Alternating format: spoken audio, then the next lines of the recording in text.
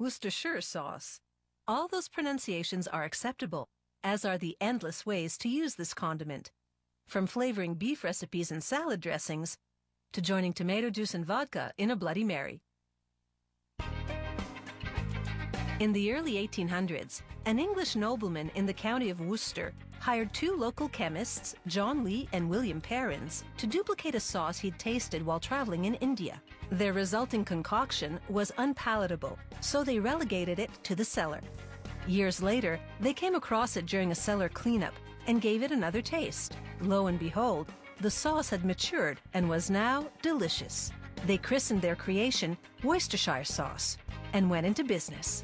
Today, more than 170 years later, that same company produces that very recipe, the specifics of which remain a closely guarded secret.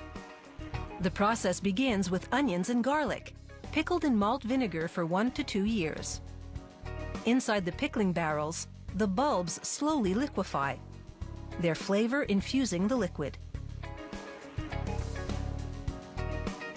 Other barrels contain anchovies, cured in salt for several months. Additional ingredients include salt, sugar, white vinegar, malt vinegar, tamarind concentrate, molasses, and a top-secret blend of flavorings and spices. Starting with the two vinegars, workers pour the ingredients, one at a time, into gigantic blending tanks. There goes the tamarind concentrate. Now the anchovies.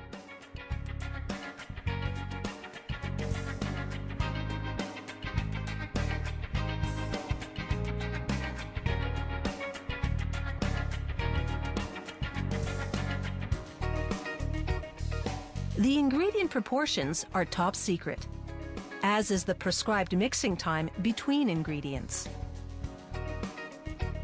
Now the pickled onions and garlic,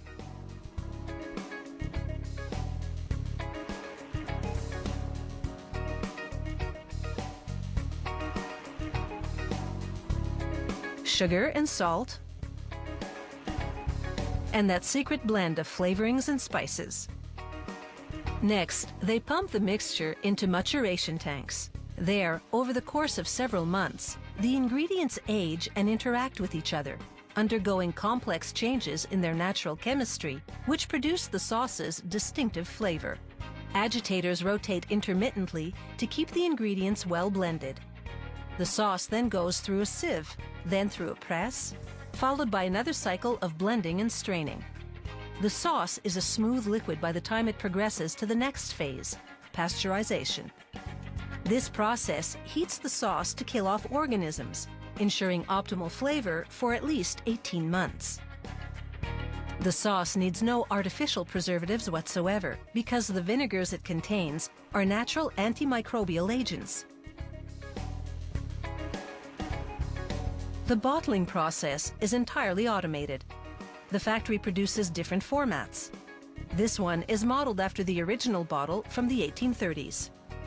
The machinery closes each bottle with a one-piece plastic flip-top cap. Inside, there's a small hole to ensure the sauce dispenses at the right flow rate. This prevents accidentally pouring too much sauce.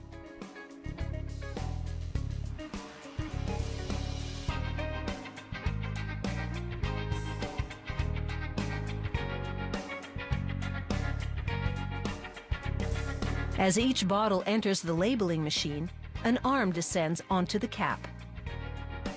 The machine applies glue to a label, slaps it on the bottle, then the arm spins the bottle against brushes that push the edges of the label flat. Then, depending on the format they're packaging, the equipment groups 6 or 12 bottles together and from underneath folds a carton around them. Then it shrink wraps the carton, which then joins others on a pallet.